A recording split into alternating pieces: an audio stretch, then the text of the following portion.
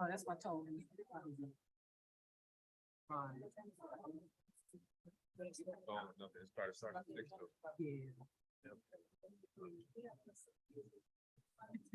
I've had it last month already, and I didn't want to do too much of it. Where are the? Pray about it. Okay, I needed to do that.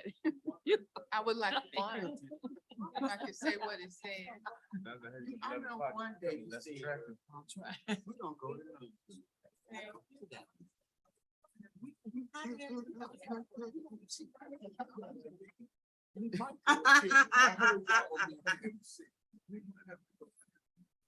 When I go transfer, my sister's gonna be with me. She don't care. We'll figure it out. Like, no, I ain't doing that.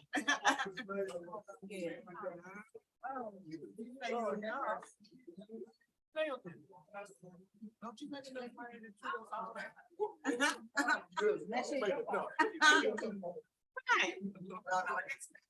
Right. Yeah, Bruce Street acting too. I don't know what that specified. Oh, ain't nobody count my money.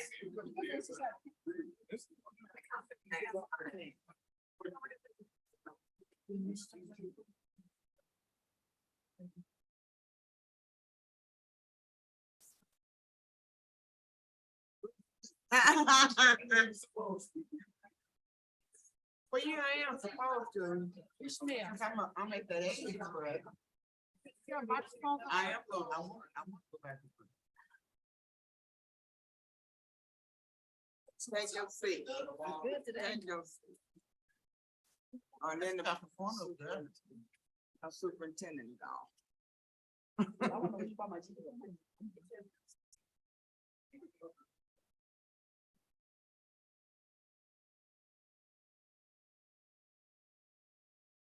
Oh. Oh.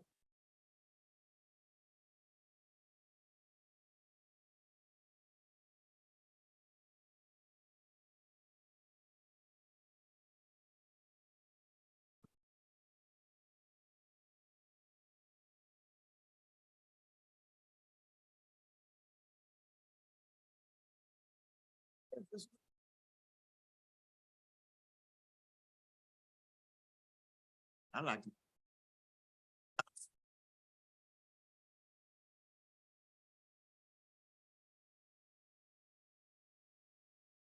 Up where it is.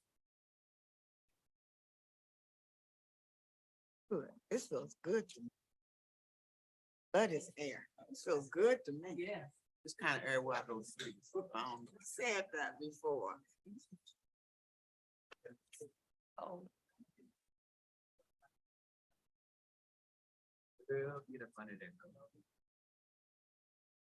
I don't know if he went to Yeah. the one or not. Oh, there he is. Okay.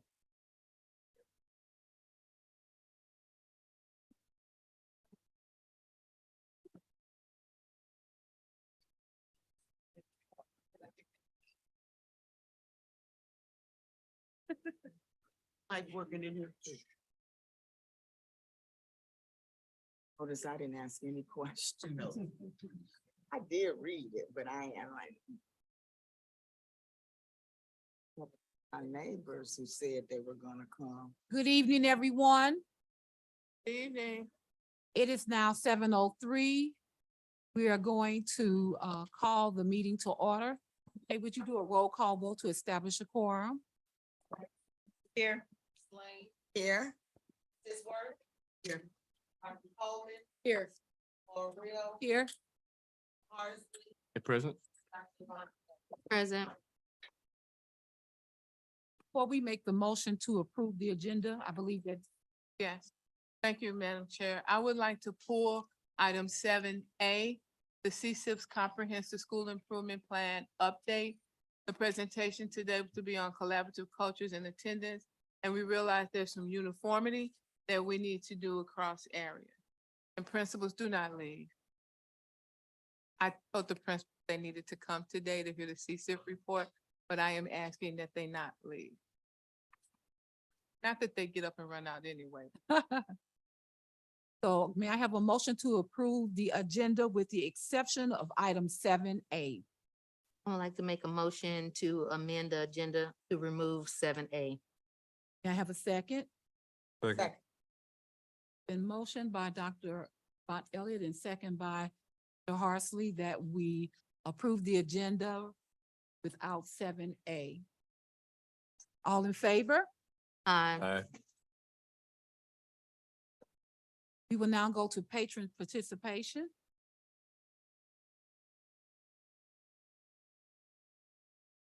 Patrons. Thank you. We would then therefore now move to Riverview Excellence.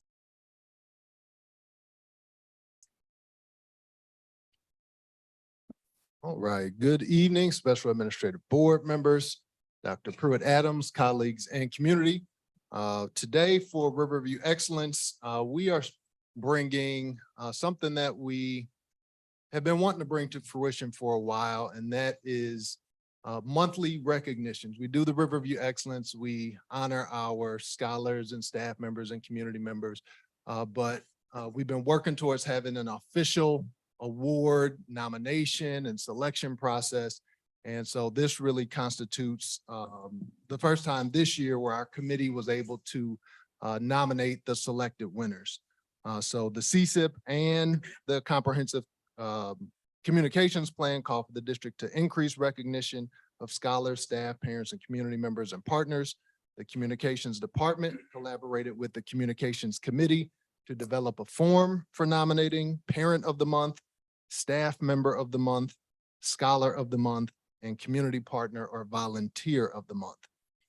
And so for the month of October, and one of these persons is going to be really familiar because you just saw her at the last board meeting, I believe, but Miss Tracy Nave was selected as the staff member of the month.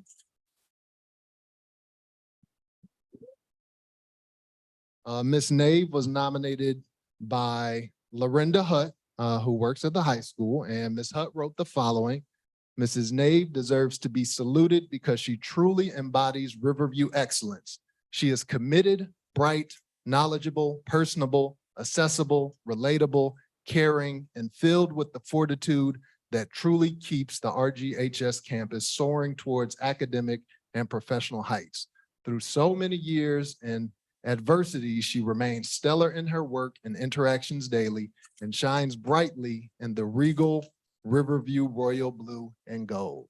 So, All right. congratulations.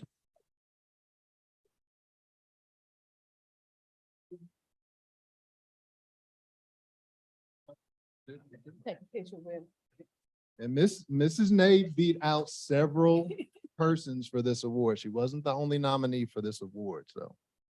Can I have your t-shirt? Don't think I won't take it.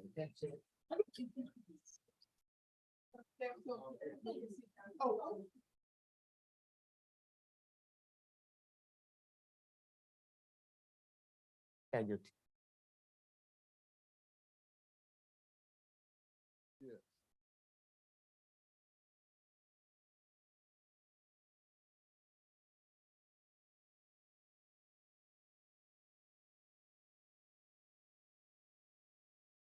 getting on it.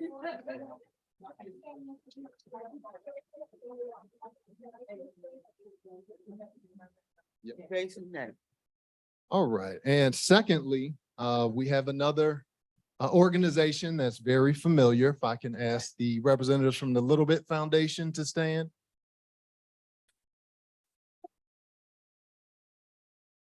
Come on up, come on up. Okay, for the month of October, the committee selected the Little Bit Foundation as the community partner of the month for October 2023. The Little Bit Foundation has supported scholars in the Riverview Garden School District for many years with educational programs and support, free school supplies, food markets, health and wellness programs, college and career readiness and workforce development programs, mentoring sessions, and much more. The Little Bit Foundation was nominated by Ariel Turner, a social worker at Koch Elementary, and Ms. Turner stated the following: the Little Bit Foundation is one organization that helps meet the basic needs of students in need with RGSD. I have personally seen students get new uniforms and they embody their self-esteem and confidence. The smiles, the constant mirror looks, soothing out their clothes to make sure they stay nice and neat brings many smiles to my heart. There have been countless times where students have walked to school without a coat. I put in an emergency order early morning, and by mid-afternoon, the coat was delivered.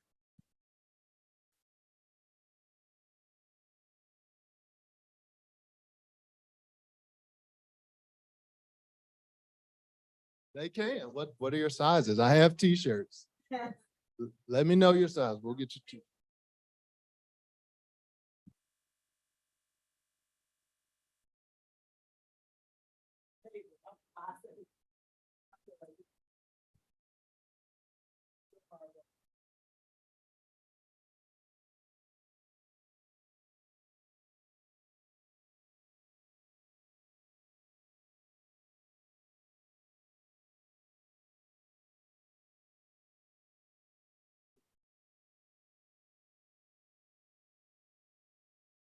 It's the, you. That's speaking for me. Yes.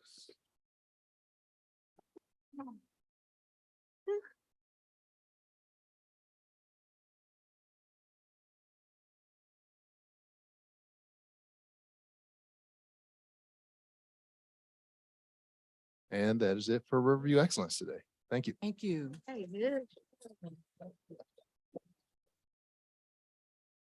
It is.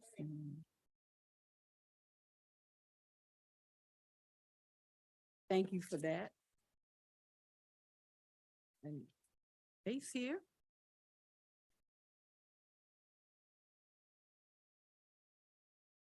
Announcements. Are there any announcements? Board members have any announcements? I have. On October 14th, 2023, just a couple of weeks ago, I had the pleasure of attending the very first Village of Riverview Parade. And our band and drill team was there in style. It was so exciting. It was heartwarming. Those young people marched those streets of Riverview like they were marching down Fifth Avenue in New York. Heads held high. It was simply wonderful. And I took lots of pictures. And it culminated at the park that's on Diamond. I can't remember the name of the park. But everyone was so excited. And that was an honor for me to be there. Thank you. Thank you. The board will be going to training soon, MSBA conference. In addition to that, I want to share that anyone that plans on joining in the celebration of our 5 honorees for Riverview Gardens, along with the rest of the honorees, it's a total of 30. Please go to Eventbrite and look for Apple for the Teachers so you can join in their celebration. Okay, and then I have an announcement that I would like to make. Dr. Pruitt Adams, Dr. Tanya Adden and I went to Jefferson City and a report was made before State Board of Education. At the end of our report, an announcement was made, and I'm pretty sure you all have seen it, that effective June 30th, 2024, the Special Administrative Board of Riverview Gardens will no longer exist. Effective July 1st of 2024, we will be then called Riverview Gardens School District.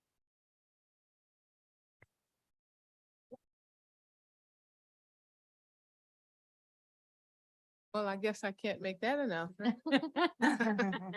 But that's been a long time coming. And so it will allow many things to happen. One of the other things that happened at that meeting, it was initially announced that the quarterly updates we do will no longer have to do. However, the vast majority of the state board said that while they had enjoyed hearing from charter schools and Riverview Gardens and normally, they'd like to hear from other schools as well. And so they're going to actually develop a template where schools will rotate through and make presentations the day before. Also for my announcement, just a reminder that tomorrow starts Parent Teachers Conference. That's tomorrow and Thursday.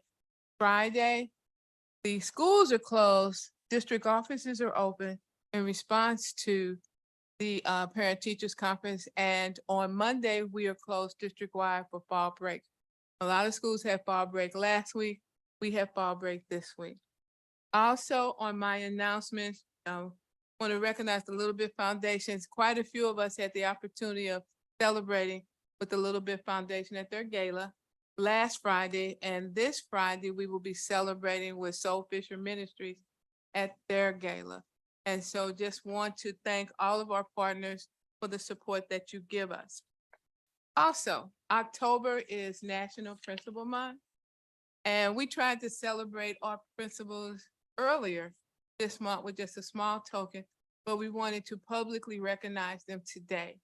And so as we call your name, we would ask you to come up and receive your certificate, and then we'll try to do a huge group picture with the members of our board. And so the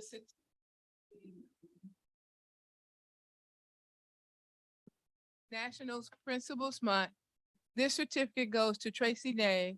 This certificate is awarded to Tracy Nave for National Principals Month. Education is the most powerful weapon which you can use to change the world, and that's by Nelson Mandela. So on behalf of the administration, we want to thank you for being a world changer for the scholars of Riverview Gardens. And this is signed Riverview Gardens School District 2023. And we have one for each of you. So if you would come up as your name is called, we'll appreciate it. Ms. Tracy Nave, Principal of Riverview Gardens High School.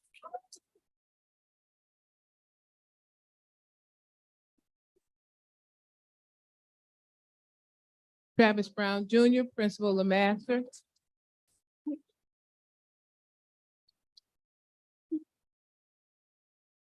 I told them they all had to be here because we were doing CSIP unless they had a dire emergency and could not make it. Dr. Wendy Winfield, Principal of Meadow.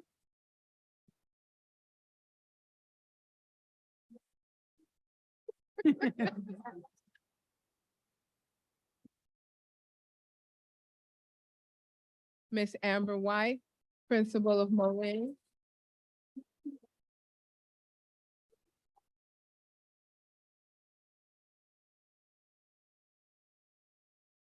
Congratulations. It's like graduation, isn't it? Shake your hand. Keisha Fife could not be here. She's in class.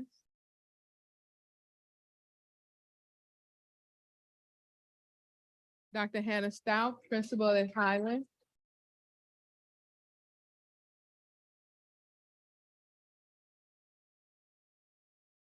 Congratulations. Jarita Williams could not be here. She was trying, she offered to Zoom in, and I said, you can't Zoom today. Miss Rachel Clark, Principal at Central Middle School.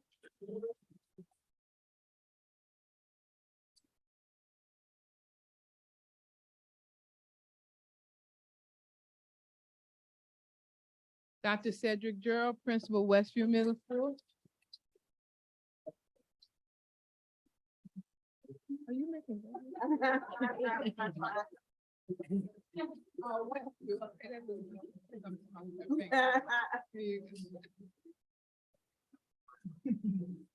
Dr. Amita Williams, Michelle Obama. Oh, this is so nice.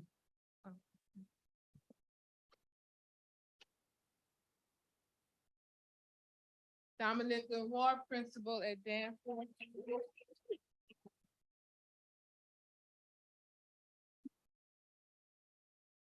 Dancing machine.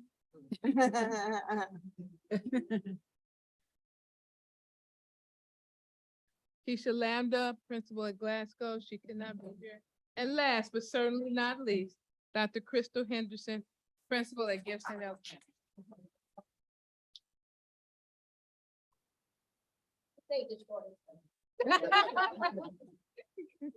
Congratulations. Okay, so how we gonna do this picture? Across the front. Okay, you have to. And yeah.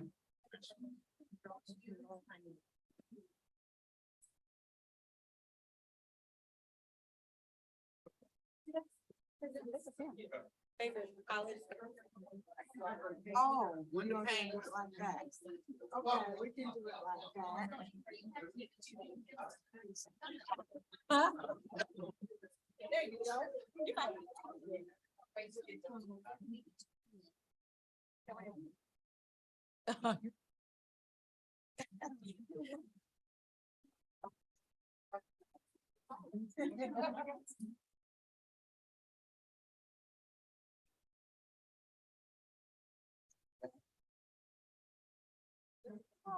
Yeah, you good. Okay, good.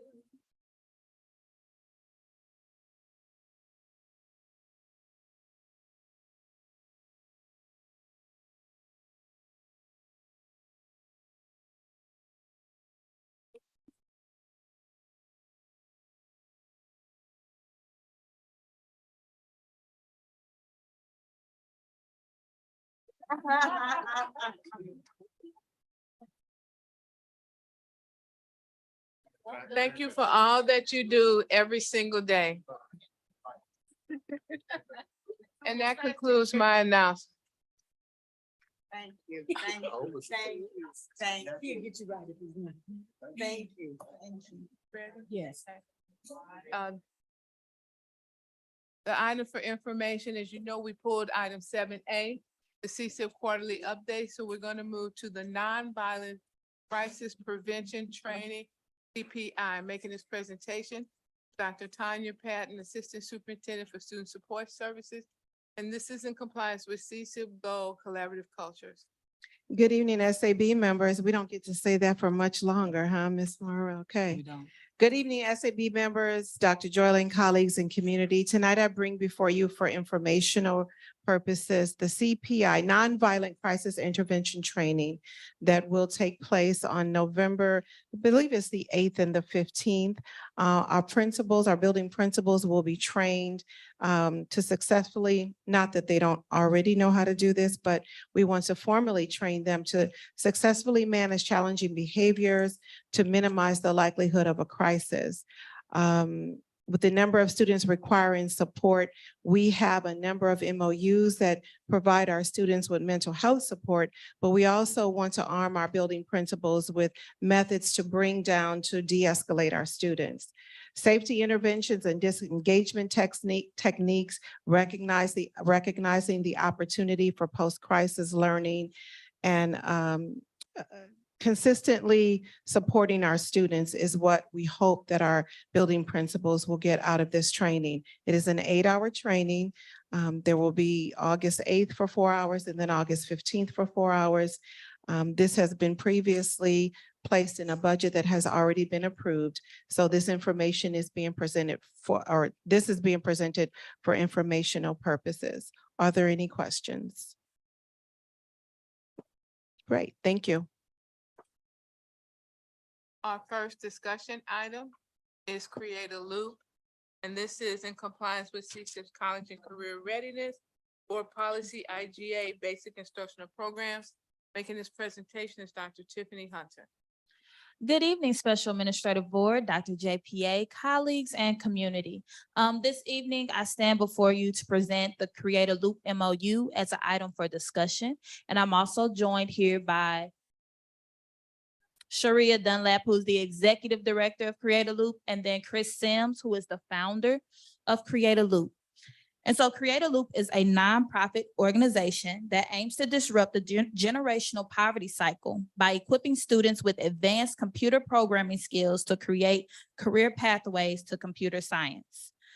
This partnership is through the collaboration with Boeing. As you all know, in their generosity, we received a lot of grants. And so Create a Loop is one of the partnerships that we have gained through this grant.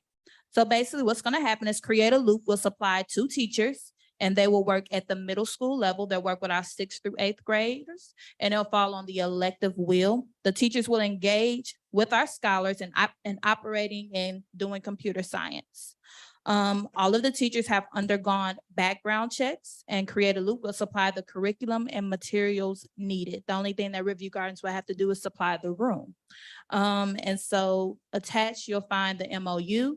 You'll find an overview of Create a Loop, and you'll also find kind of an outline of their curriculum. And this is what's great. All of this is free to the district. And so, are there any questions?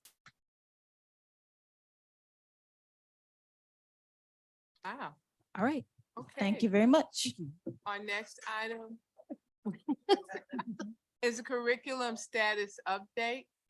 Making this presentation, this is in compliance with CSIP student performance section, and this is in compliance with our policy IM. Making this presentations are members of the CNI staff, Ms. Tanya Ross, LA Curriculum Coordinator, Kimberly Mott, Math Curriculum Coordinator, and Dr. Tiffany Hunter, Science Curriculum Coordinator. Good evening, Special Administrative Board, Dr. JPA, colleagues, and the community. Tonight, we're offering up for discussion our curriculum status. And in a nutshell, the curriculum is designed for deeper understanding and transferability. And what that simply means is that we want what our students learn to be more than just offered on a piece of paper. We want our students' learning environment and their learning outcomes to transfer into the real world. With that being said, when we talk about understanding curriculum by design, which is the curriculum framework that we use,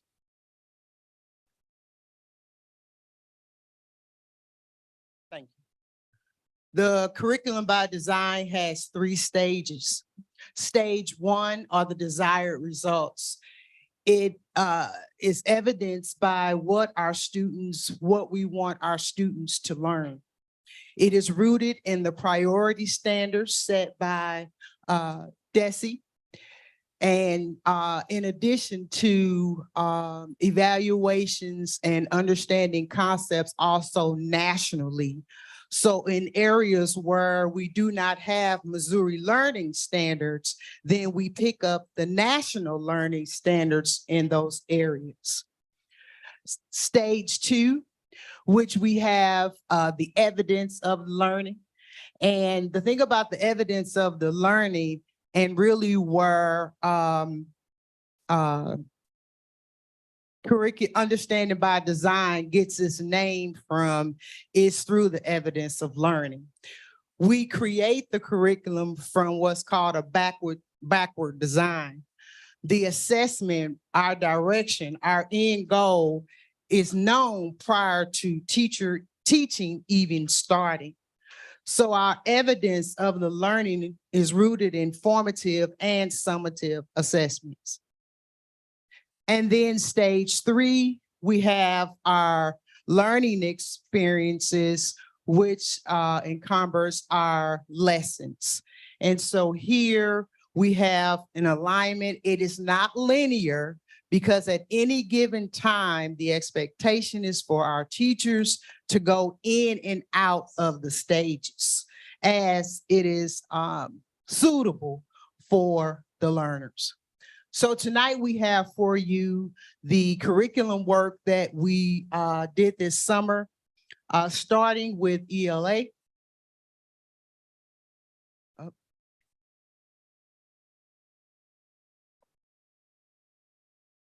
Starting with ELA, there were revisions made in kindergarten through 2nd grade, which included aligning with the priority standards as well as the science of reading. And when you look at the Missouri learning standards, the Missouri learning standards were already aligned to the science of reading.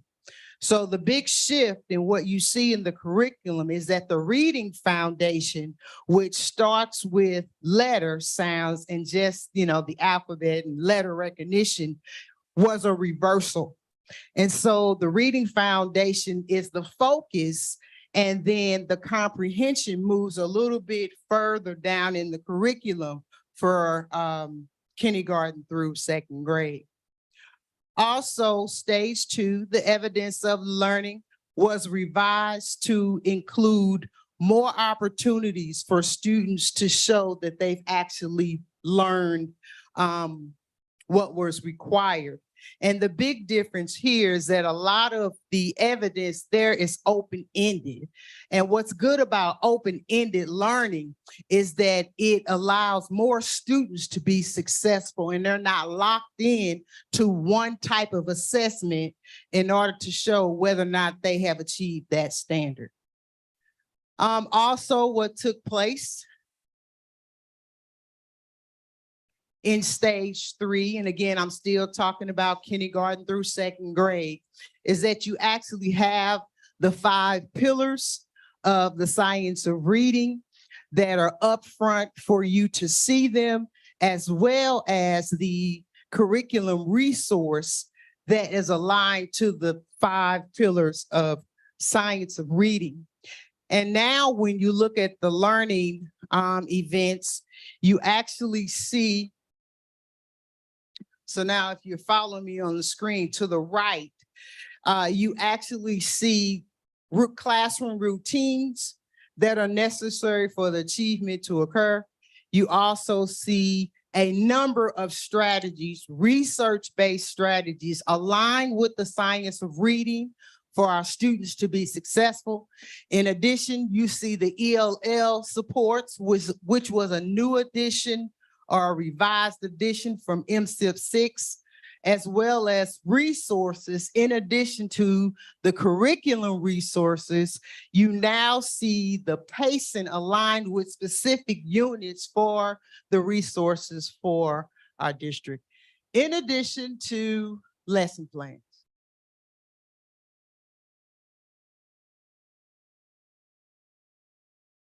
Okay, I think I'm pushing a little bit too hard. Also,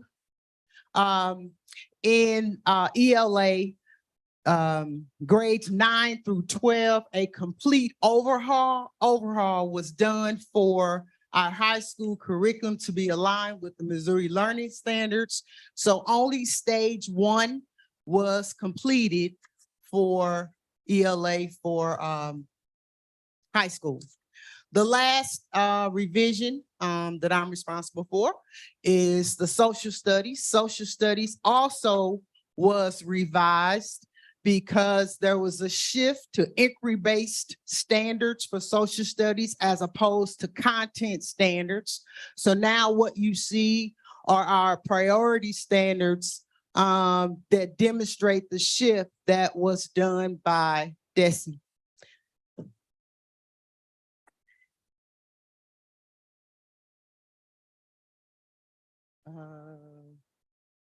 Yeah,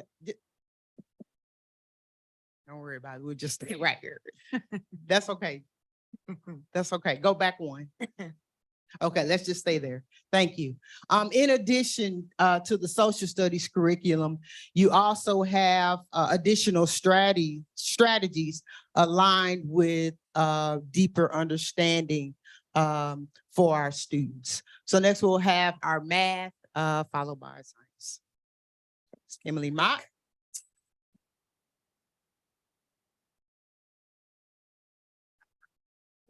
Okay, thanks. All right, good evening, Special Administrative Board, Superintendent Dr. Pruitt-Adams, colleagues and community. I'm here tonight to share the updates for the math curriculum that we worked on this past summer. And so the first thing that we did was we added additional evidence to the stage 2. Now, I don't want to reiterate everything that Ms. Ross just said because she gave a very thorough understanding of the curriculum. But just to provide a little context, stage 1 is what do we want students to know and be able to do? That's what's in the stage 1. So it's the priority standards, the vocabulary, the essential questions, okay? Stage 2 is how will we know if the students learned? So what are we going to have them do to let us know that they understand it? Is it going to be a quiz, an assessment, a performance task? You know, is it teacher observation with anecdotal notes? What are we going to do to determine if they got it? Okay. So what we worked on in K through 5 was we added additional other evidence into stage 2. Okay.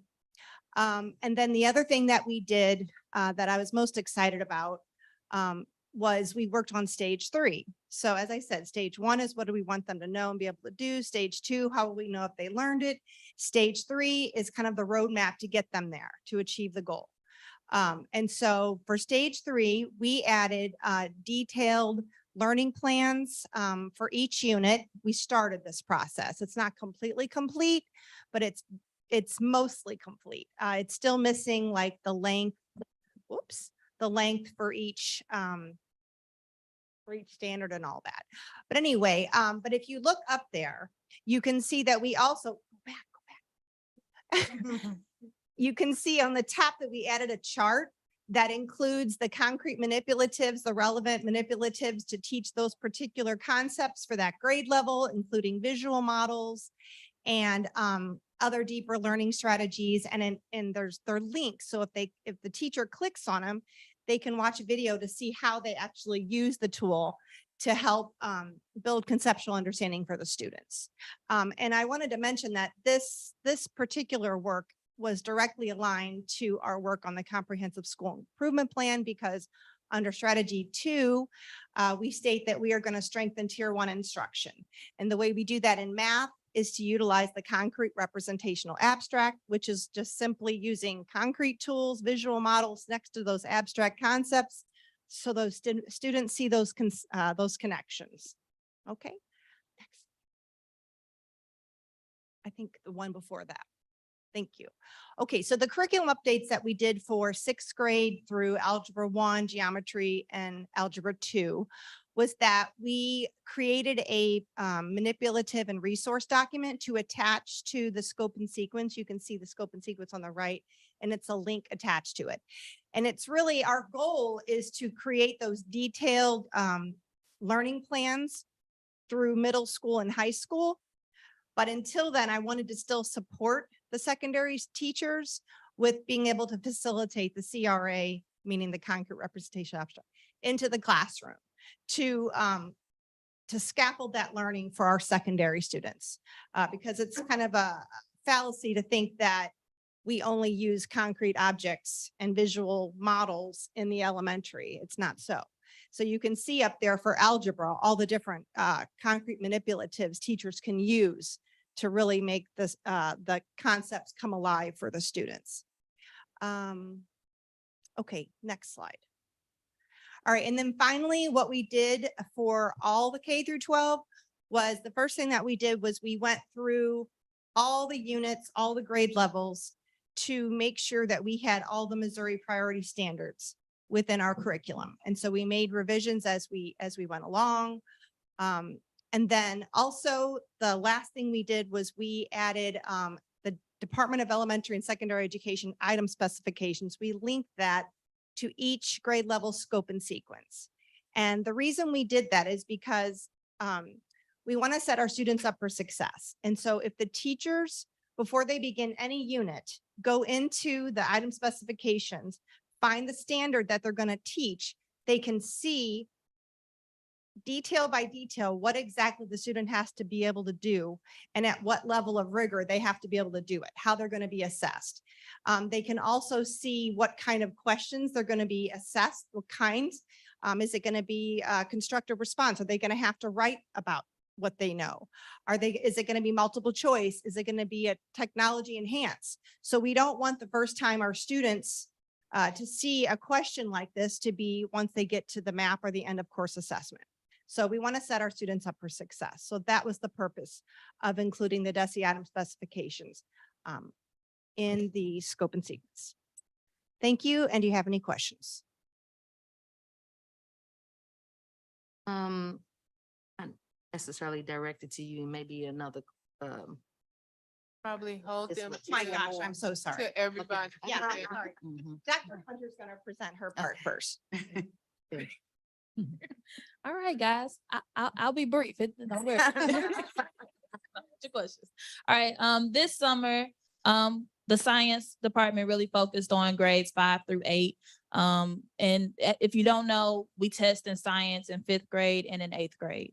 And so those were a drastic piece that kind of needed to be addressed. They don't test in every level, it's just 5th grade and 8th grade.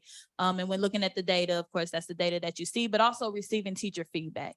And so up on the screen, you'll see the 5th grade science revisions, which includes rearranging the units.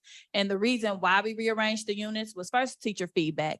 Teachers came and said that unit 1 was too long. And so we took time to kind of separate unit 1 out into 2 different units. And then we also moved the Earth and Space unit forward in the year. And the reason for that is because a lot of our low standards that we focus on is the Earth and Space. And it's because our teachers aren't really getting to that content at the end of the year. And so the maneuvering of the units will help them also kind of move a little quicker and get to it. Also, it was in conjunction with our Challenger Learning Experience, which is currently happening. And so the pacing would allow for that as well. They really took a new look to stage 3. And I know my colleagues, they mentioned it, but kind of the thought behind stage 3, which is the learning plan. We wanted to break it down a little more. Before, it was very generic and it will just say like 1, and then it'll give you an example of the lesson. But this new learning plan really paints out for the teacher what's the objective for that week, what's the essential question, and then also giving them the resources that are important for them that week. I really love the idea of putting in those teaching strategies, those instructional teaching strategies for our teachers, because we know we have long-term subs and they may not know how to teach the content. And so having someone intentionally add in different ideas for them to kind of wrap their mind around what I need for this week, it really assists with the planning. And so you'll see that in 5th through 8th, and you also see it in my colleagues' learning plans as well. For the middle school, we undertook a very big task of redoing the entire middle school curriculum. And we, at one point, was at a disciplinary focus, which means that in 6th grade, they may be focused on life science. 7th grade, they probably focused on physical science. 8th grade, earth science. And so we, through research, realized that a better way of going about this is integrated science. And so basically integrating our standards so that they build upon each other. And so I had the pleasure of working with one of our middle school teachers, as well as 2 of our high school teachers, who were able to really help craft a wonderful scope and sequence for our middle school group. We looked at different models from different schools in the region about how they integrated their science standards. We also look at research from Stanford. And after long deliberation, going back and forth about what was best for Riverview Gardens, we determined to go with a model that is based on Open Sci Ed's work. And so they spent a lot of time working on that scope and sequence and getting that organized. They also completed stage 1 for grades 6 through 8. The performance task, basically 6th grade is all the way done. The parts that are in progress, 7th and 8th are still in progress, but that's stage 1, which is what the students need to know, basically, is that whole piece of what am I teaching? That piece is done. The bottom half of the assessments and the learning plan, the how I'm going to teach it, that's still in progress for 7th and 8th grade, but 6th grade is complete. Make sure I got everything. Basically, the next steps for science is we'll continue to finish up the middle school curriculum. We discussed as a team that possibly we'll move into working on the high school curriculum, which has not been touched since 2017. And then also putting that nice learning plan, that stage 3, into all of the science units, because that is a very helpful tool for our teachers as they plan. I just want to let you all know that in your package, you also not only have this presentation, but you also have a spreadsheet that lets you know what the work was this summer, what's completed, what's still in progress. And now, do you have any questions? Yes, my questions, or I had to write them down. I didn't see Khan Academy. Do you all promote using Khan Academy as a resource? It just wasn't on the resource list. I'm so sorry. Yeah, we're not opposed to using Khan Academy. It does have a lot of great resources in it. Okay, and It's just then, not, I mean, Desmos and Mathagon are things, and Renaissance, using the things that we kind of already have okay, was our focus. but they can use those at home, the ones that you Absolutely. said, the Yes, Renaissance and yes, stuff, okay. yes. And then as far as differentiation, I see information to support students with disabilities, but I don't see anything if the child is gifted or advanced. So what do you have in place to support them if they need to advance on? And that is a great question.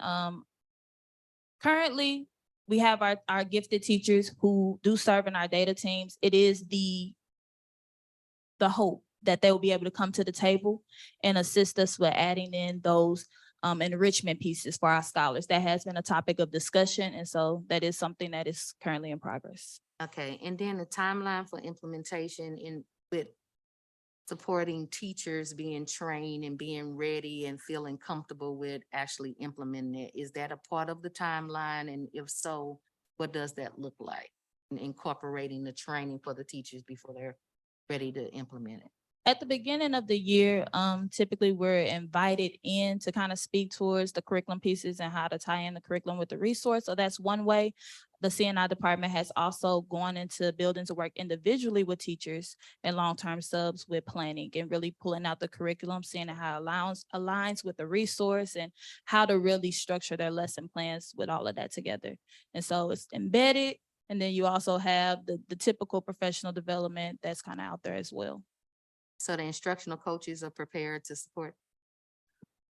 So yes, and to back up to your other question, we are doing the science of reading professional development district-wide. And so the implementation plan for letters is to reinforce it in our late start Wednesdays and one-on-ones with, right now, we're working a lot with our substitute teachers and our international teachers for the science of reading. But in addition to that, the implementation is consistent with the professional development. There are several modules that come with the professional development, and thus far they have completed 2 units for those. And so the expectation in the walkthroughs are supposed to align with what has occurred with the professional development.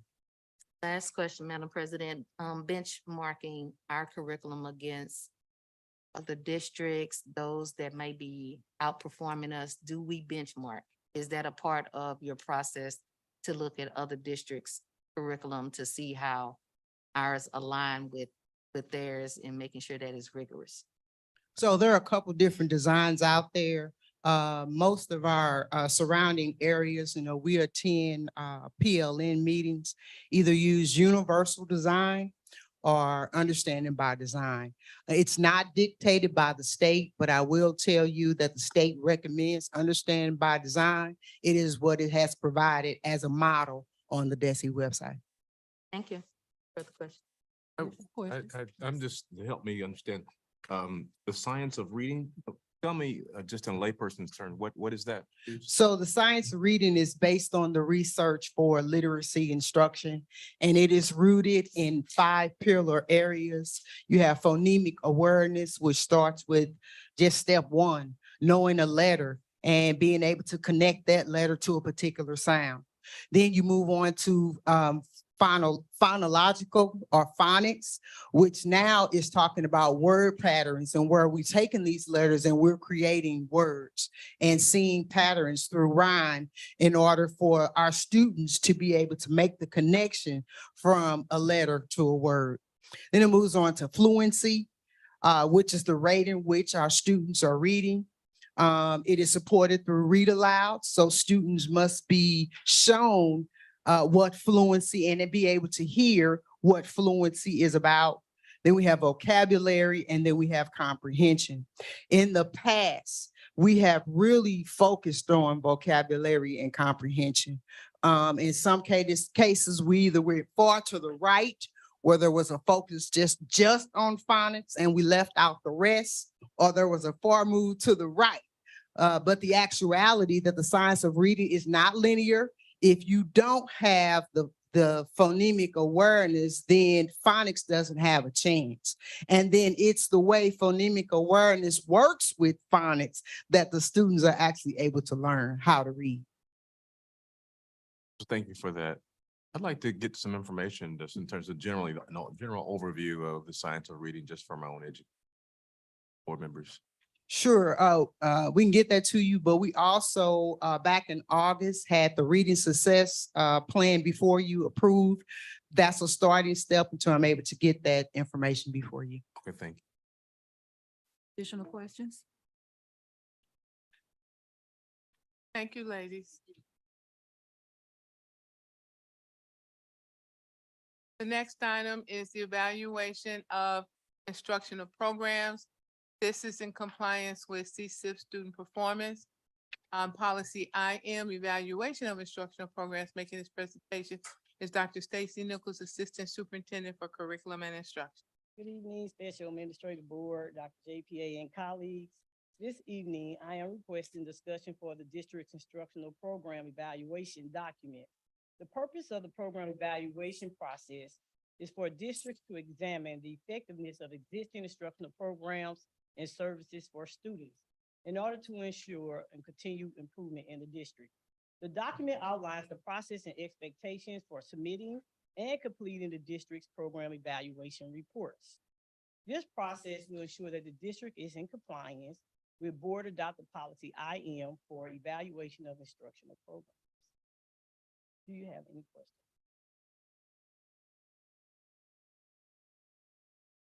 Do we have, and maybe through what I would say the audit process, do we have a comprehensive list of every single partnership and program that we have, just a list of all of them, where they are implemented in the district? Do we have something like that that is tracked in a way that is comprehensive? Well, currently, we do not have a list of every program in the district, but that's definitely something we can create.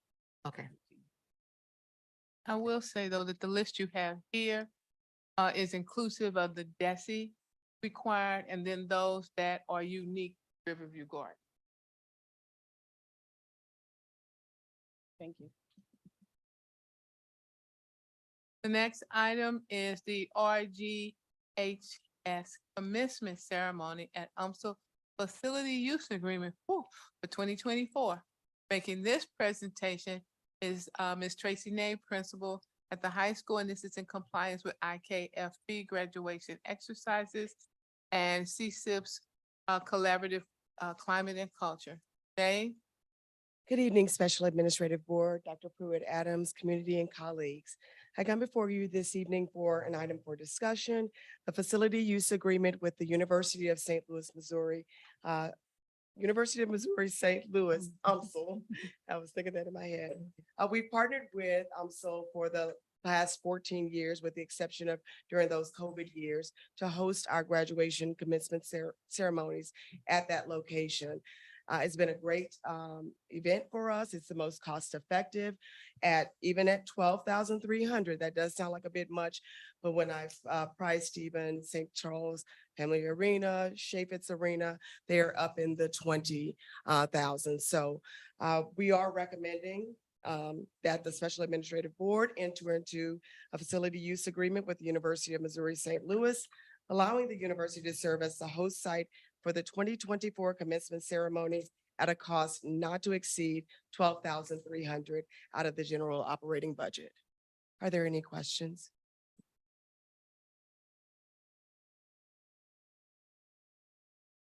Thank you. I believe the next item is also yours. And that's federal programs, Ingenuity Program Continuation of Services. Also making this presentation is Ms. Tracy Name. This is in compliance with student performance and board policy IIA, instructional material. Okay. Good evening again. Riverview Gardens High School is seeking to provide a continuation of the services of the Edgenuity, which is under the Imagine Learning Program. It's an enhanced virtual program that we use for credit recovery for our scholars. Since COVID, we have had a scholars who have fallen behind. So we add the Edgenuity program. We have on-site credit recovery throughout the day. We have evening credit recovery, our Opportunity Academy, and we've utilized this also in partnership with our summer school. In summer school alone, this past year, we had 188 students to complete 233 courses, which is 115.5 credits. So we would like to continue on with the use of the Edgenuity program. This is budgeted out of our federal programs budget, not to exceed 19,300. So we are coming to the end for the continuation of services, a recommendation to approve this renewal for the Edgenuity Learning Program for the high school. Are there any questions? Is this program supported through the counselor whereby as students have questions, challenges, need supports? How is that facilitated if they have questions about what they're going through on that program? Great question.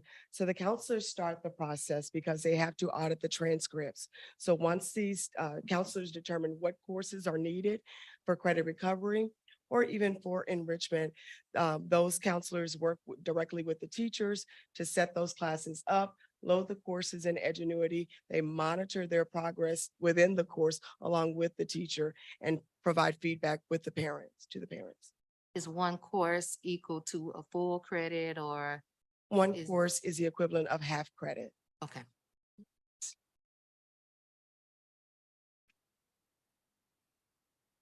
Thank you.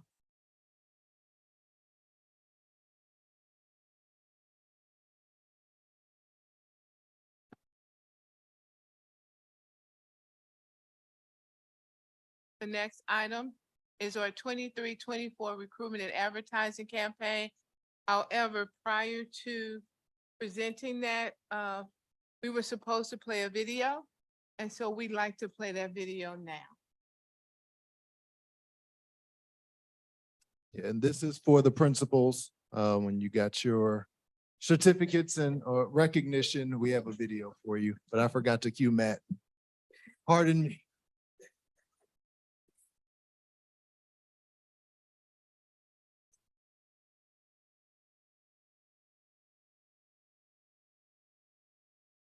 Is there music? There should be audio.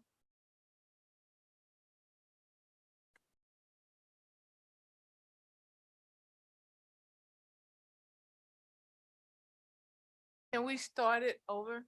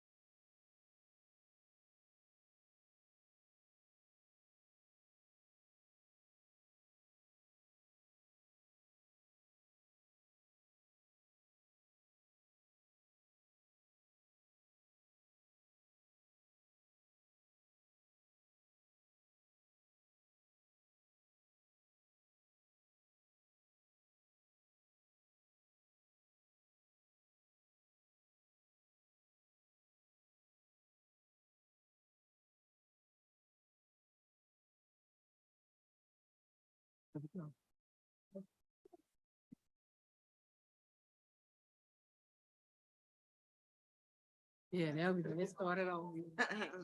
One more time.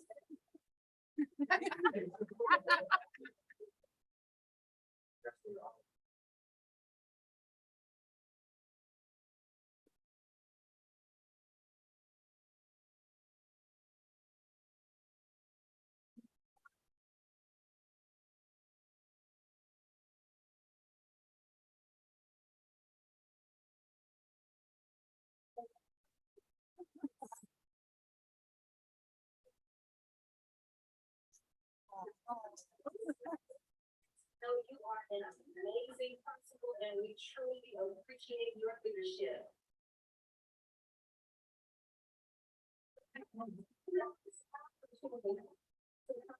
it's a wonderful school year.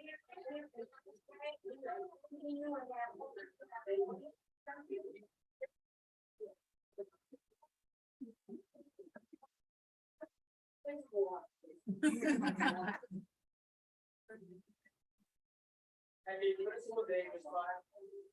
Hey.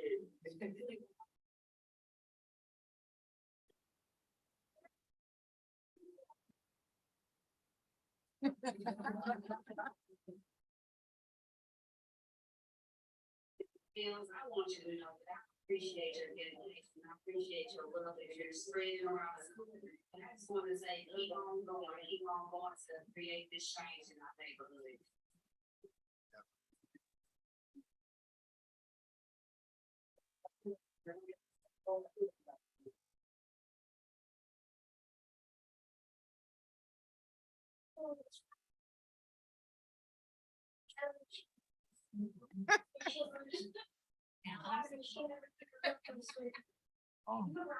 Thanks for all you do.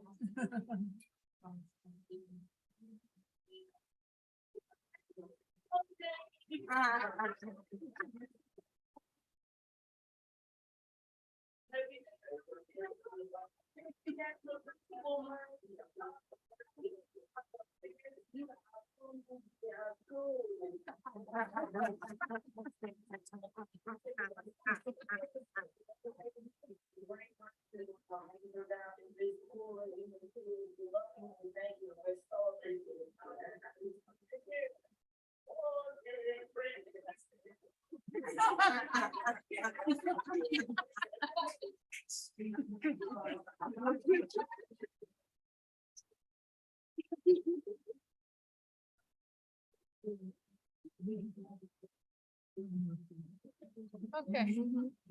I will. And that video, it is on our YouTube page. I'll share the link with everybody so you have it. We'll send it to the news, Dr. Patton. Absolutely. 46.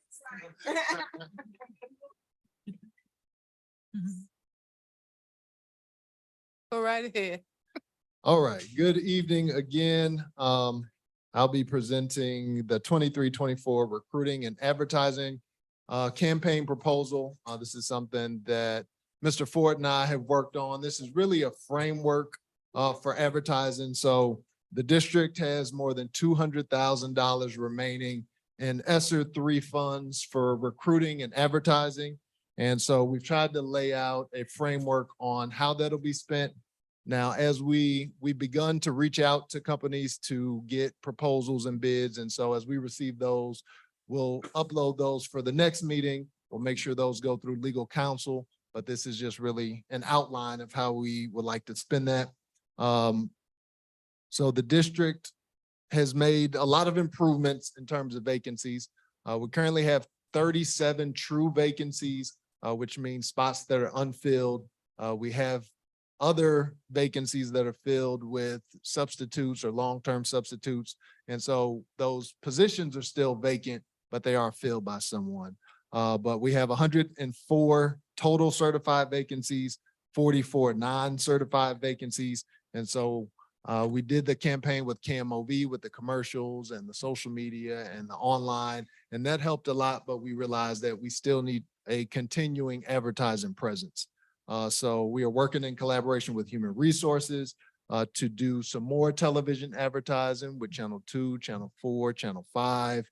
We would like to do some more radio. We did a lot of radio last year, not a lot this year, but that includes iHeart, Odyssey, Intercom. We'd like to do some billboards, possible for providers Outfront, Lamar, DDI, newspapers, the St. Louis American, the St. Louis Post-Dispatch, St. Louis Business Journals, and other multimedia outlets. And this would include television commercials, radio commercials, billboards, newspaper advertisements, social media marketing, search marketing, direct and email marketing. And so the way that we have broken this down for television advertising, we would like to spend up to $105,000. That would be $35,000 a piece for the 3 major networks, KMOV, KSDK, and Fox 2 KDNL. For radio advertising, an amount not to exceed $10,000 between the radio networks that I mentioned earlier. For newspaper advertising, not to exceed $10,000 with the outlets that I mentioned before. And for billboards, an amount not to exceed $5,000. Also, we would like to do some direct mail advertising that would include quarterly newsletters that's sent to all the households within the Riverview Garden School District. We also are looking to send a postcard of the CSIP, the short form CSIP that we have. Direct mail can be expensive. Our estimated cost would be $70,000. That would be for 3 newsletters and 1 postcard. Although I did speak with Pattonville School District recently, and they have a more cost-effective vendor than some of the other school districts that I've talked to. So we may be able to get this number down and be able to put those funds into another area. But of course, we were bringing that back to the board before we did that. But the key number here is the total budget amount, which is not to exceed $200,000. And we will be asking for your approval at the next meeting, and we'll have some more information on those specific proposals with you. Are there any questions? Have we identified, the radio stations, newspapers that we might target based on those numbers? Like when you did the calculation, was it for the St. Louis American, or what news outlets were you targeting? Well, the ones that we have looked at are ones that we have talked to before. I have talked to the St. Louis American. I did talk to the St. Louis Post-Dispatch. I haven't talked directly with the business journals, but I believe they're in conjunction with the Post-Dispatch. And that 5,000 for newspapers is pretty low. But we wanted to have something with the newspapers, and the hope is if we can get the cost down on the direct mailers, that additional advertising may go to newspapers or whichever is the most effective. Because with advertising, we want to maximize our impact. And so if we say, let's do $30,000 with KDNL, and we find out halfway through that campaign's not working, we're not going to continue just to continue. We'll come back to the board and say, hey, this isn't working. Maybe we can redirect those funds. But the ones that I mentioned are the ones that would be most likely. And again, for the newspapers, that's the Post-Dispatch, the St. Louis American, and the Business Journal. Do we do like job fairs and universities? Do we do the campus visitations, that kind of thing in terms of solicitation for teachers? We do. That is human resources. Mr. Ford may want to speak to that. I don't know if that comes out of the same advertising funding. I guess that it would with ESSER 3 because that's all tied into recruitment. But we do go to certain colleges and participate in job fairs. We go to community job fairs. I know there were 2 right at the start of the school year in the North County area that we went to. But Antoine Blakemore, our recruiter, I know he goes to a lot of those in-person college fairs, but I'll let Mr. Ford speak to that. Good evening again. We do the college fairs and the recruitment. We actually have some coming up with UMSL, and we're working on one with Mizzou. With having the addition of the recruiter is giving us those opportunities. And so as we continue to build, we are going to them. President, a lot of the university have career centers. Mhm. What is our relationship with the career centers with marketing information or infusing communication in their newsletters specific to our campaign to our staff? So I'll speak from the recruiter standpoint and the HR standpoint, which is all we're doing this in conjunction. We have been reaching out to the different colleges, universities, and even the technical schools. I've tasked our recruiter with making sure he's making connections with 2 colleges or two additional partnerships each week. And so he's been going out. He just visited Rankin, and he also went to St. Louis Community College. And so he went to several of those campuses to make sure that we're starting to work on how to create that pipeline. He's also getting with the trade schools to see when those candidates come out so that we can actually start getting those applicants when they come out newly.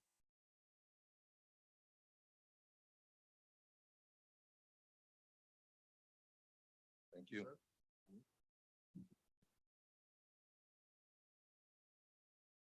Okay, the next item is the 23-24 Comprehensive Communications Plan. Also making this presentation, Sister Ismail Sistrum. This item is in compliance with collaborative climate and cultures and board policy GBH EHB. Mr. Sistrum. Thank you, Dr. Pruitt-Adams. And I will try to do a brief overview, but of course, ask me any questions. I did present a lot of this information back when we went over the KMOV commercials. And so that's why I don't want to belabor it. But last year, the 2022-2023 school year was the first school year in a while that the district had a comprehensive communications plan. Before, it was really a set of communications guidelines, but we really wanted to have something meaty that we could go back to for the board. And so we created this comprehensive communications plan in conjunction with our communications committee. We work with some other school districts and the Missouri School Public Relations Association to help development. And so this year, a lot of the things are the same. When we had our communications committee meetings and we went over the goals, the consensus was that the three main goals that we had were goals that should be continuous, and we should build upon the action steps and build upon some of the things that we do to reach those goals, but those three goals should remain the same. And so I'm gonna go, let me skip through. Page 3 is just the internal and external audiences. Page 4 is the communication channels. We have electronic, we have media, we have interpersonal. And going to the goals and strategies, this is page 5. So communications goal number 1, develop and maintain positive and collaborative relationships with all stakeholders to strengthen support for Riverview Garden School District. This goal was present in last year's communication plan. We did go through and map the action steps to the new CSIP, since we have a new CSIP program, but many of these things are the same and we're continuing to do those. The next page, number 6, shows the social media goals, and these are updated. We went over how we achieved, and for most of those social media companies, we exceeded those. And so we made new goals for July 2024, and they're looking to reach those. If you go to communications goal number 2 on page 7, improve the climate and culture of Riverview Garden School District. Again, this goal carries over. And so we went through and mapped the action steps to the new CSIP. Communications goal 3 also stays the same, improve the image of Riverview Garden School District through parent, community, and media relations. This includes sending press releases to the news, Dr. Patton, creating videos with important announcements, conducting neighborhood walks, which is something that we've talked about recently that we want to begin to do. Now next, this communications goal 4 on page 9, this is a new goal, and it's a goal to create a goal. So this one says, work with secondary students to create a communications goal that is developed and designed specifically to serve and advocate for student interest. And so we felt that this goal was important. I know one of the things that Dr. Pruitt-Adams really would like to achieve is just enhance student involvement in all decisions. And that's something that we're striving for in the district. So we set a goal to have students come and create their own goal on what they want to see from communications for the district.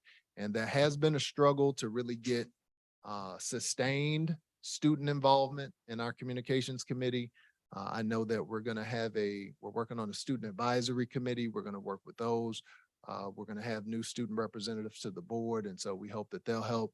But especially for all of our building leaders, if you have students that you think would participate in setting communications goals for the district, we would love to see them. The next page is departmental goals, which is not part of the plan last year, but the 3 departmental goals: develop an intranet system to serve as a communications hub for faculty and staff by November 2023, so right around the corner. Hold weekly communications departmental meetings to better plan, strategize, and collaborate on communications initiative. and attend local community meetings and events at least twice per month. Have been doing those things for the most part. The rest of these items, a lot of just tips for social media, guidelines to make sure that people aren't posting photos on their personal pages or that they're following the do not photograph list, and just best practices in terms of communicating on social media and in the district. And so none of the rest of this has changed at this point in time. Are there any questions?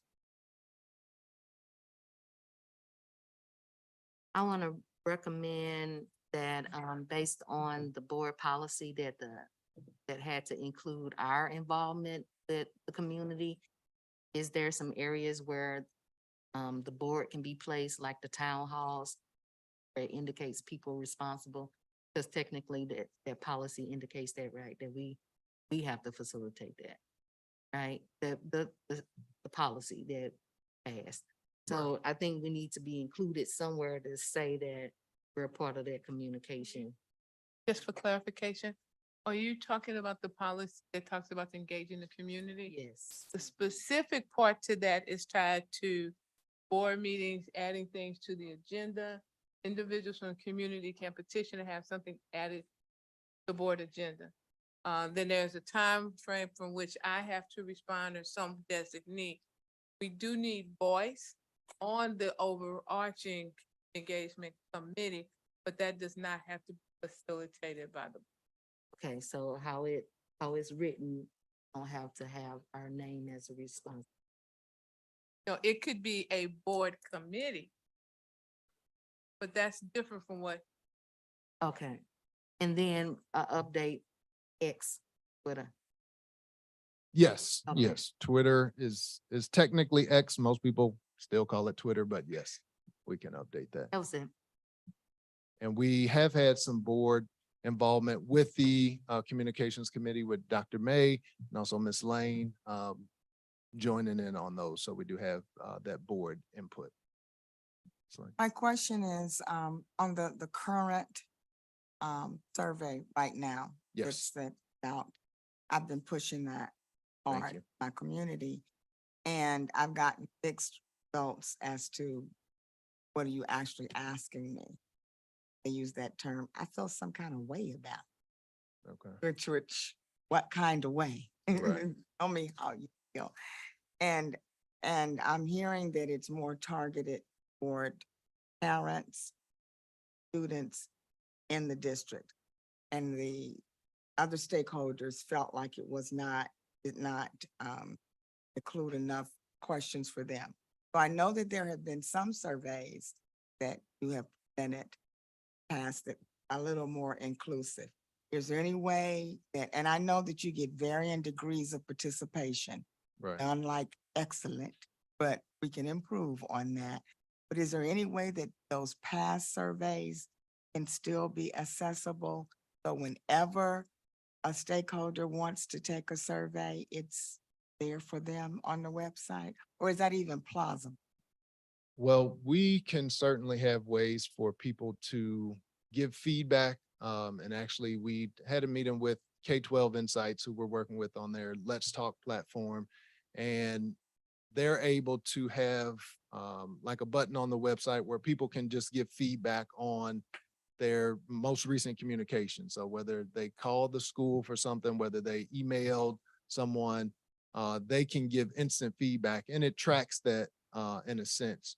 We can have open surveys. The survey that we have now, we have to have a October 31st deadline to meet DESI's guidelines, because that's the last date that survey can be open to account for the survey term. We had to either do one in the spring of 2023 or in the fall by October 31st. So that's why that one has a short window. We have talked about doing 2 or 3 surveys in the year. So there are additional survey opportunities where we can change the questions. Now there is just for clarity, there is a separate survey just for non-parent community members.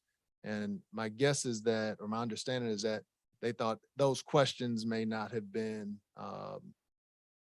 in alignment with what they like to answer. They felt like that was too close to the parental questions. So we can always go back and review the questions, but there are 5 different surveys. There's one for staff members, there's one for parents, there's one for younger students, grades 3 through 5, older students, 6 through 12, and one for non-parental community members or stakeholders. So they do have their own separate survey, but that one usually gets the least amount of responses just because we don't have the same access in terms of email addresses or phone numbers. But once we start to do the mailings to the homes, we think that'll increase that participation as well.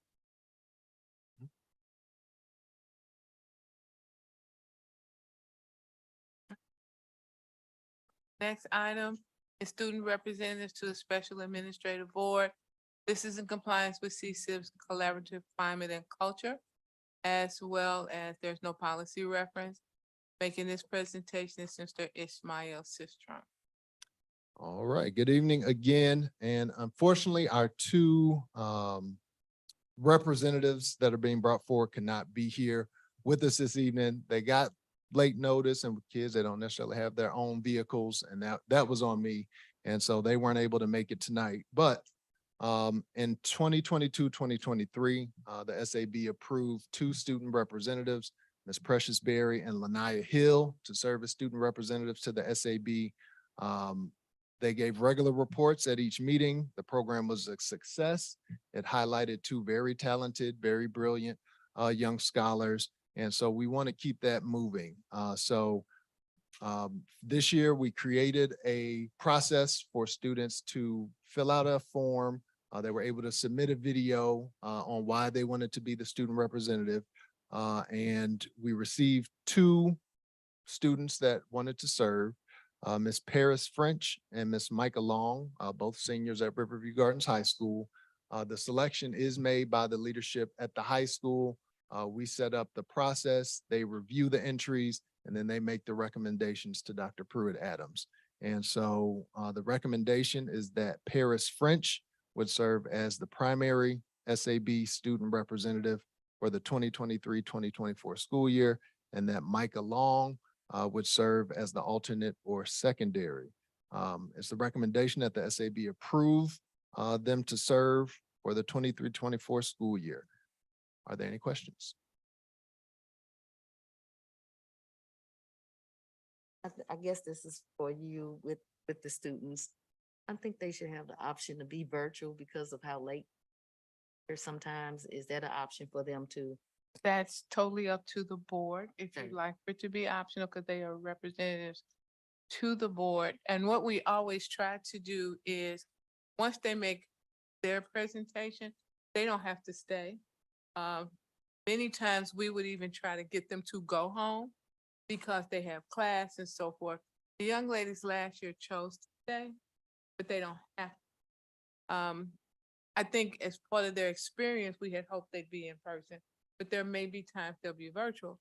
The other thing is last year, the board asked that both young ladies had the opportunity to speak, which is why one is listed as primary, one is secondary. Right. And if you did not take the opportunity to listen to their videos, they were really, really good.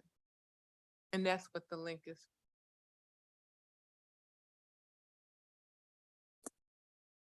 Thank you. The last item on the agenda is the summary of fund balance. This is in compliance with policy TIAA fund balances. Making this presentation is Dr. Levon Singleton, Chief Financial Officer.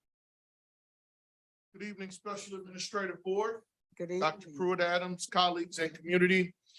Tonight I will give the summary of fund balance report for the month ending September the 30th, 2023.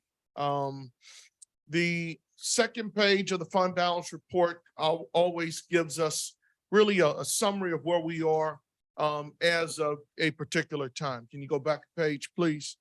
So right there gives us the our fund balances at the beginning of the year.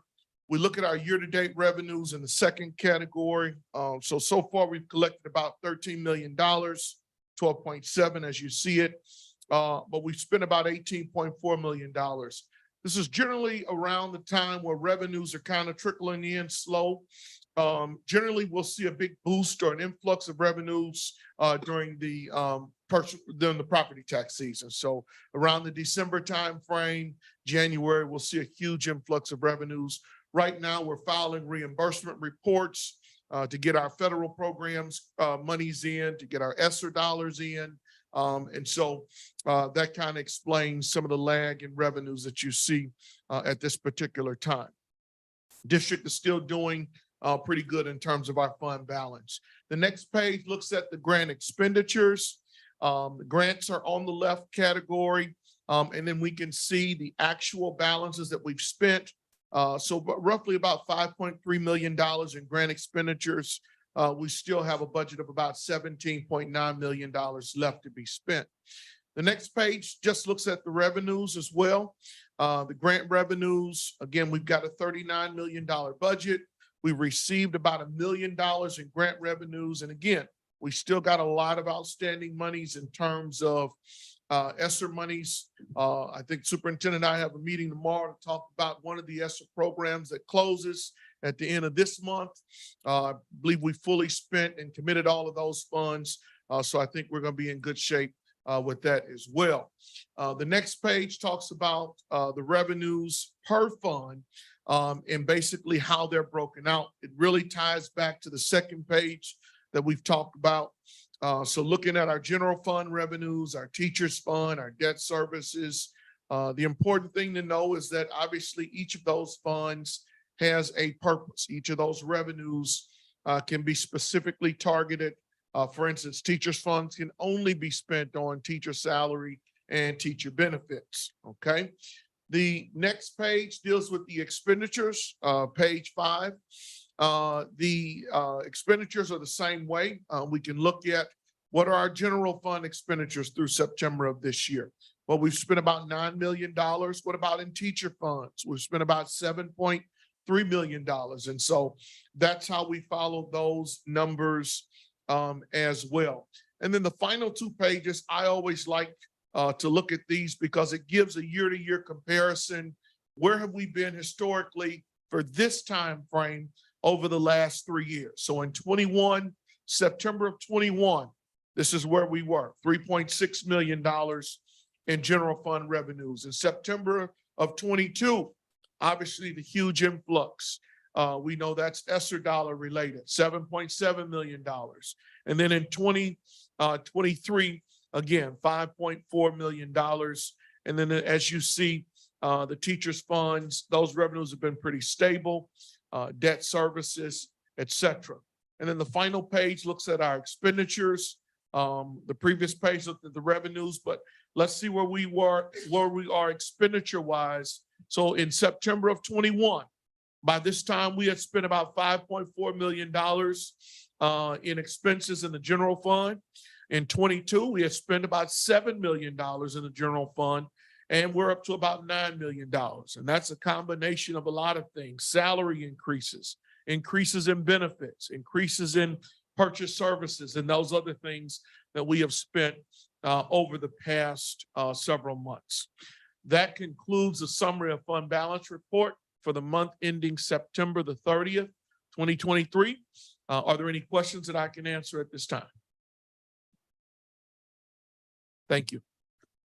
That concludes our items for discussion. That concludes our items for discussion.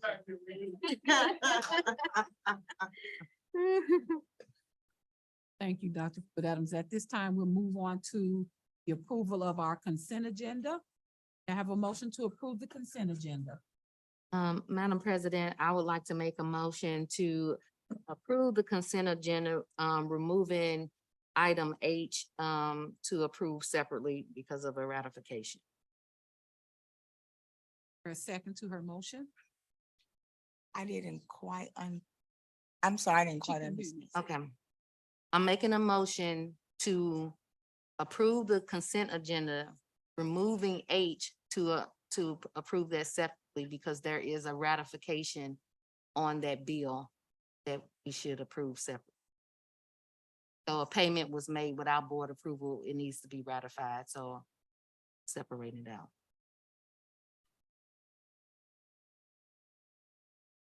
Second.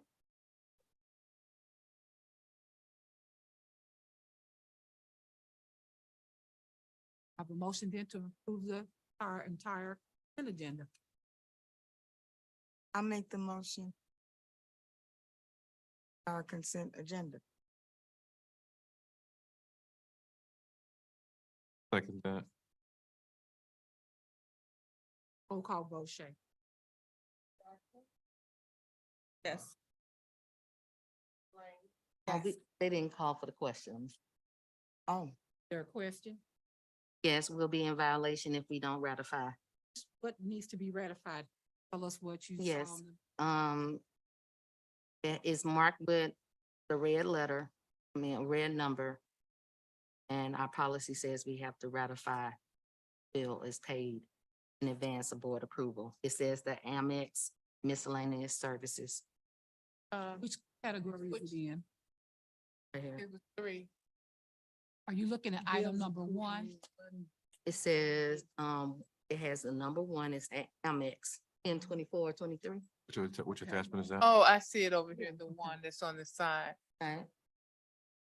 That's for, American Express payment, multiple accounts. So you're on the consent agenda, which letter? H, if you go into H and click on the first one, H is payment of bills. Are you in payment of bills? So. Then go down to,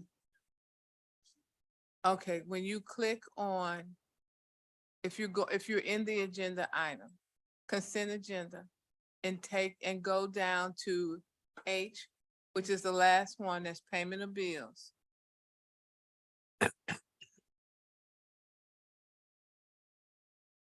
Is this in the category of bills that we pre-authorized to be paid? It says, There are several bills that because of the time limit with them, we authorized them to be paid. Is this one of those? Yes. this is and one of those. yes, so it said that the bill is presented to the board for ratification at the next.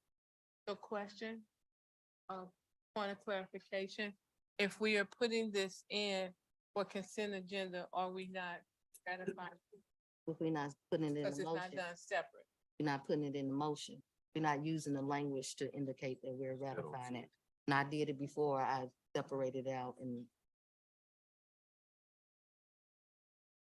Oh, I Can you see. see it? Mhm. It's the one marked EFT, Dr. Singleton.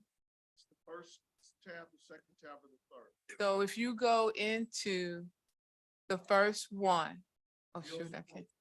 Okay, you click on bills approved, 1024. You click on that. And then at the bottom of that first cluster, it says EFT instead of a number.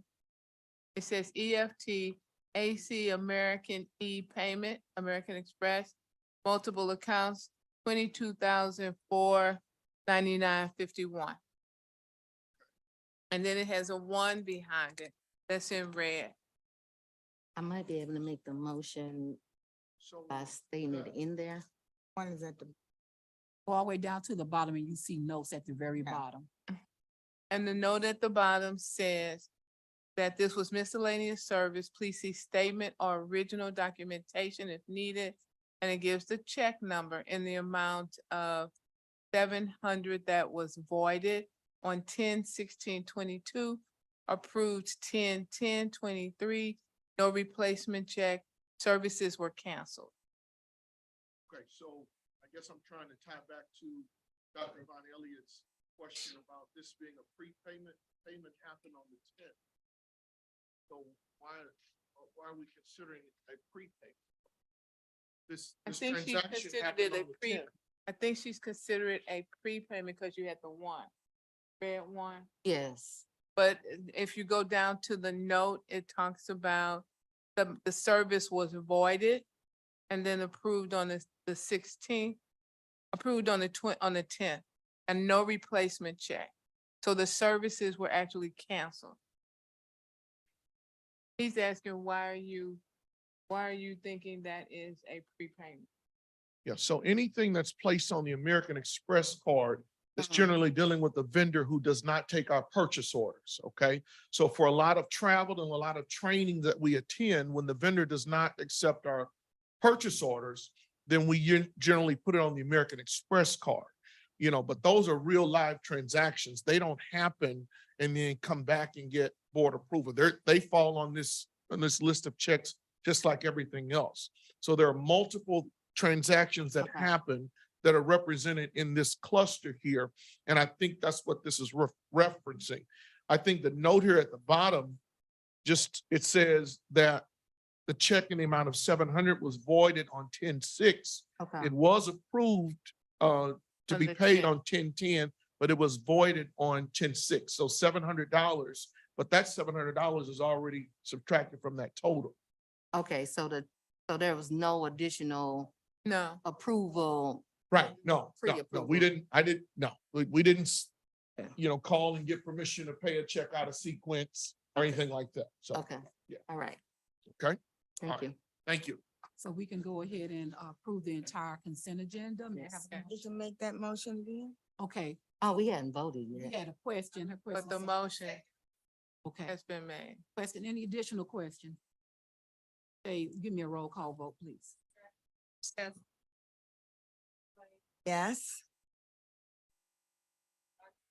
Yes. Yes. Yes. Yes. Time with there being no additional business to discuss, may I have a motion for adjournment? I need the motion. First, I make the motion. I make the motion, can I get a second? Coleman made the second. All in favor? Aye.